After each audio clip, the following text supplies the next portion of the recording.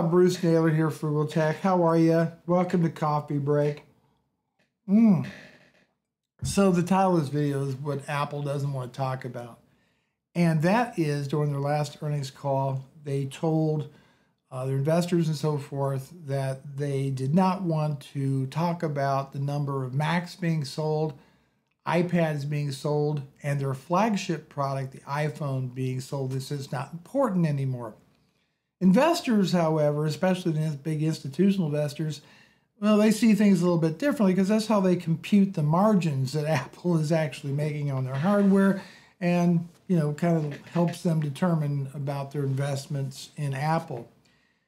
So what is going on? Well, first off, the average sales price of the iPhone in 2017 was around $618. Then in 2018, the average sales price jumped to $793 per phone. So Apple was able to show an increase of $8 billion in revenue year over year. However, sales of the iPhone basically remained flat, and sales of Mac computers and iPads actually dropped by several percentage points. So the idea apparently in Cupertino now is we'll sell less for more. And that really concerns me because here for the longest time, I have felt that Apple has been in the renovation business instead of the innovation business. Now, I'm not saying that Apple doesn't make a lot of money and doesn't make great products. What I'm saying is that the value proposition, even if you're the most stringent, ardent fanboy of Apple devices, is going to begin to have a problem seeing that huge disparity between what you're getting from Apple and what they're asking you to pay for it. That is where I think Apple is starting to go off on the rails. And when I say renovation instead of innovation, that's exactly the business that they're in. This is the iPhone 8, and I will continue to use it until it no longer really runs well. Battery life isn't that great, what have you. And here's the thing. With an average, people paying $1,000 plus for a flagship phone, eventually people are not going to see the value of constantly getting a new phone year in and year out, and either spending cash they can put somewhere else, right, which is very important, or do they spend it on a phone which Apple will want them once again to buy a year later. The turnouts for the iPhone launches of the iPhone 8 was nowhere near as great as it was the iPhone 7.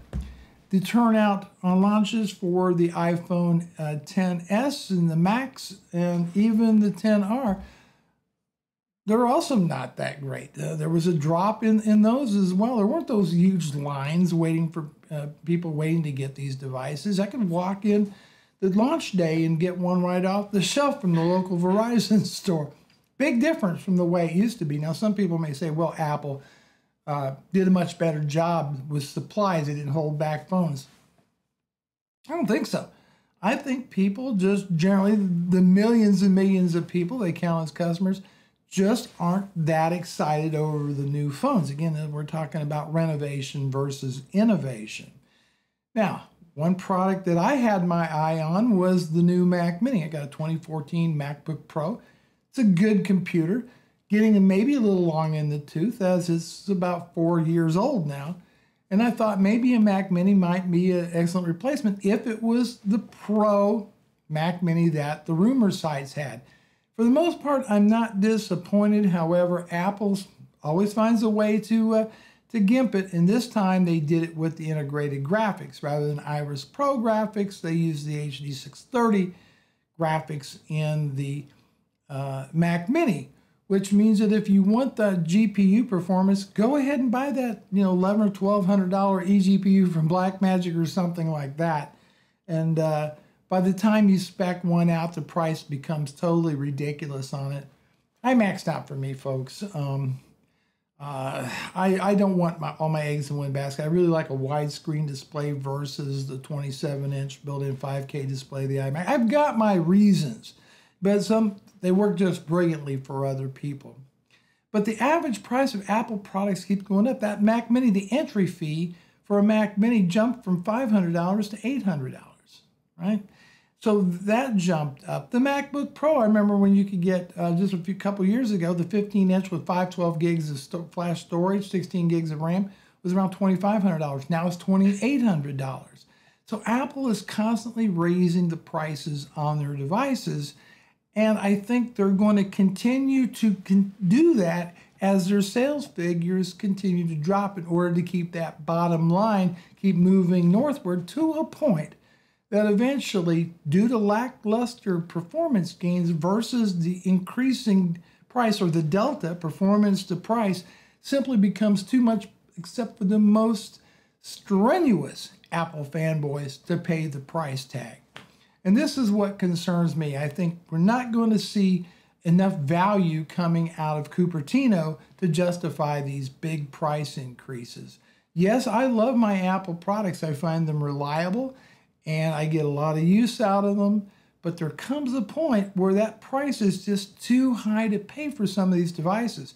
I stretched and stretched and stretched on this new iPad Pro, and I bought the base model, and I'm still wrestling in my mind, was this the right thing to do, to spend this amount of money on a tablet? However, I pulled the trigger and I placed the order. Part of the reason was I had $100 worth of Apple gift cards to use on the Apple Store. So that lowered the price a little bit, or else it had been an $800 entry fee for the iPad Pro, which is really a state-of-the-art device. There's no doubt about it. It's great stuff. It's still a renovation. It's nothing really new in concept, other than it's more powerful, better this, better that, but it's still not an innovative type of product, in my opinion. It was at the time it was released, but again, we're talking about now, is Apple the only one guilty of this? Certainly not. Certainly not. Most other tech companies are also in the renovation business, but they're not pushing the price envelope and saying, we're this premium product and we're worth so much more, simply because their name is Samsung, for example. So that's what I wanted to make this video about, to express my concern about this delta between performance versus price. And with Apple losing ground now in the marketplace on everything from phones to tablets, how long can they keep commanding these high prices and keeping these various businesses?